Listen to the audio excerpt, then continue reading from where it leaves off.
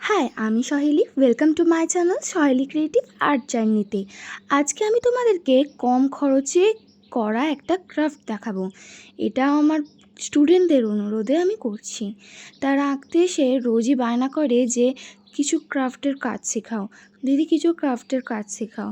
সেই জন্য আমি ওদেরকে দিয়ে দুটো জবা পাতা এবং একটা বড় আম পাতা এবং কয়েকটি ছোট আম পাতা আনিয়ে নিই।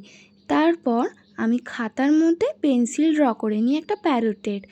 তারপর আমি আম পাতাটা দিয়ে টিয়া পাখির লেজটা করেছি এবং জবা পাতা দিয়ে আমি পেটের কাজটা করেছি।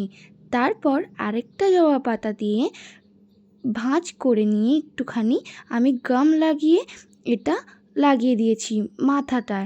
তোমরা চাইলে ও সাইডটা পাতাটাকে মাথার আকারে কেটে নিয়ে তারপর লাগাতে পারো।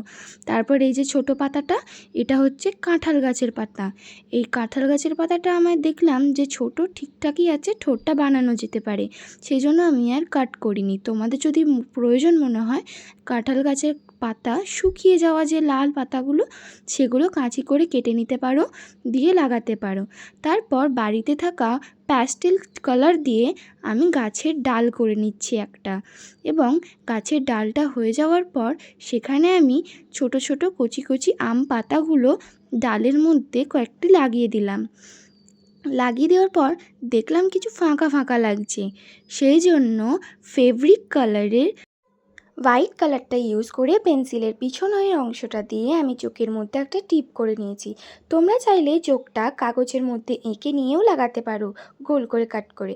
যদি আমার আঁকাটি তোমাদের ভালো লেগে থাকে তাহলে অবশ্যই লাইক করো, কমেন্টের মাধ্যমে আমাকে অবশ্যই জানিও আঁকাটার কেমন হয়েছে, মানে ক্রাফটের কাজটা তোমাদের কতটা ভালো লেগেছে।